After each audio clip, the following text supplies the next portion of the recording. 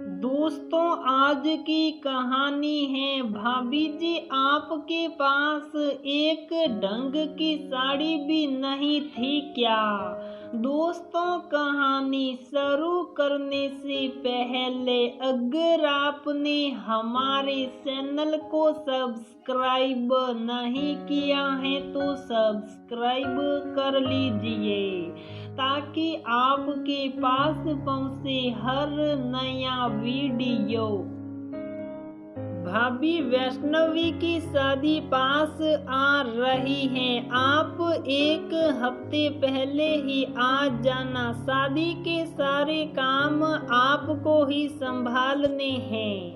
आपको तो पता ही है कितने काम होते हैं शादी वाले घर में। मैं तो वैष्णवी की रस्मों में व्यस्त रहूंगी तो आपको ही देखना है सब। सुषमा जी ने अपनी भाभी राधा को फोन पर हुक्म सुना दिया। हाँ जीजी, मैं समय से ही आ जाऊंगी कहकर राधा जी ने फोन रख दिया। राधा जी को पता था कि ये शब्दों की मिस्त्री इसलिए गोली जा रही है जिससे एक मुफ्त की नौकरानी आकर काम संभाल ले। सुषमा और विनय भाई बहन हैं। उनकी माँ शांति देवी का रुझान अपनी बेटे की तरफ ज्यादा है। विनय की आर्थिक हालत बहुत ज्यादा अच्छी नहीं थी, लेकिन अपने परिवार का खर्च वह आराम से चला लेता था। उधर सुषमा के पति सरकारी अधिकारी होने की वजह से घर में उनकी चलती थी। उस पर सोने पे सुहागा। भगवान ने पैसा भी जैसे सब पर फाड़ के दिया था। शांति देवी ने ही सुषमा जी से कहा था ये शहद भरे वचन बोलने के लिए जिससे राधा जी बेटी के घर काम में हाथ बटा दे। फोन रखते ही शांति देवी ने आदेश सुना दिया, विनय से कह दूंगी समय से छोड़ आएगा तुझे वो माजी। मैं ये कह रही थी कि शादी के लिए एक नई साड़ी लेती। अरे क्या जरूरत है, इतनी साड़ियां हैं तेरे पास, उनमें से ही कोई सी पहन लियो।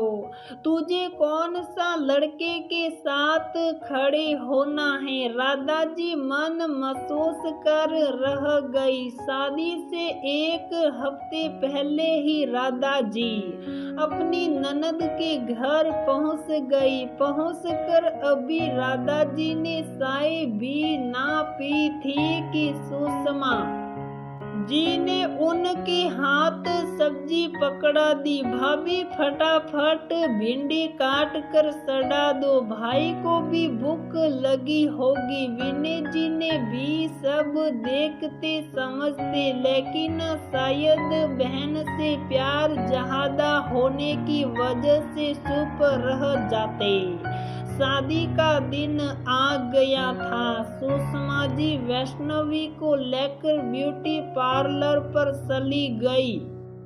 उन्हें मेकअप कराना था। उधर राधा जी सभी मेहमानों को संभाल रही थी। कभी किसी की फरमाइश आ जाती तो कभी किसी का बच्चा दूध के लिए रोने लगता।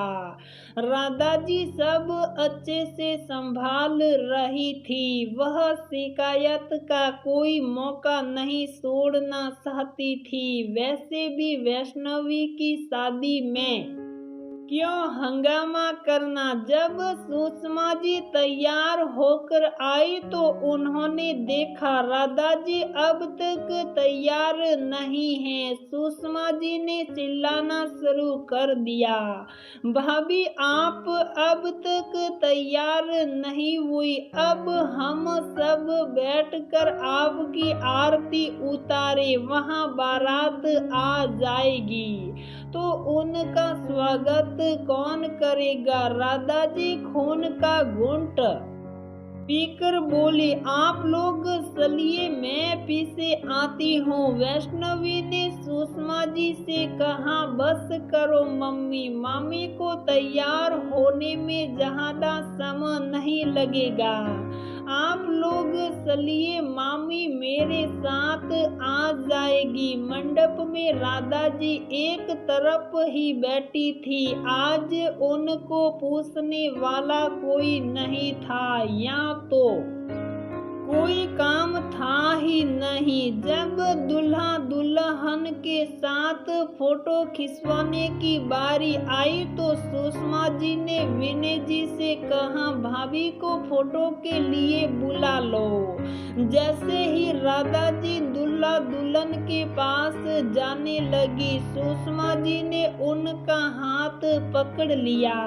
ये कैसी साड़ी पहनी है भाभी? आपके पास एक ढंग की साड़ी भी नहीं थी क्या? मेरी नाक कटवा दी आपने तो मुझसे ही कह दिया होता, मैं अपनी कोई साड़ी दे देती। हाँ, नहीं है मेरे पास ढंग की साड़ी। जितना मेरे पति कमाते हैं मैं उसमें खुश हूँ। मुझे किसी की भीख की जरूरत नहीं है। सारा दिन काम करके कोई पार्लर जैसा खूबसूरत नहीं दिख सकता। मैं जैसी हूँ वैसी अच्छी हूँ। मुझे फोटो खिंचवाने का कोई शौक नहीं है। मैं जा रही हूँ। आप अच्छे से तैयार होकर आई हैं। आप तो चमक रही हैं। आप ही फोटो खिंचवा लीजिए अपनी माता जी के साथ, कहकर राधा जी ने शांति देवी की तरफ देखा। दोनों के पास बोलने को कुछ नहीं था। दोनों चुपचाप वहां से चली गई। विनय के कहने से वह दूल्हा दुल्हन को आशीर्वाद देकर वापस घर आ गई। सुषमा जी और शांति देवी का व्यवहार तो कभी नहीं बदला, लेकिन हाँ, अब राधा जी उनके कहते ही भाग कर काम ना करती। कहते हैं ना, आदमी अपनी फितरत कभी नहीं बदल सकता। यही हाल सुषमा जी और शांति देवी का भी था, लेकिन राधा जी को तसल्ली थी कि उन्होंने उस दिन अपने मन की बात बोल दी, जिससे सबको पता लग गया कि अब वह आंख बंद करके सब कुछ सहन नहीं करेगी। दोस्तों, आज भी हमारे समाज में ननदें अपनी भाभी को नौकरानी समझती हैं और अपने किसी फंक्शन में सबको भाभी से मिलवाना अपनी शान के खिलाफ समझती हैं। तो दोस्तों, हमारी ये कहानी यहीं पर समाप्त होती है। अगर आपको हमारी ये कहानी पसंद आती है तो प्लीज वीडियो को लाइक करें, शेयर करें और हमारे चैनल को सब्सक्राइब जरूर करें।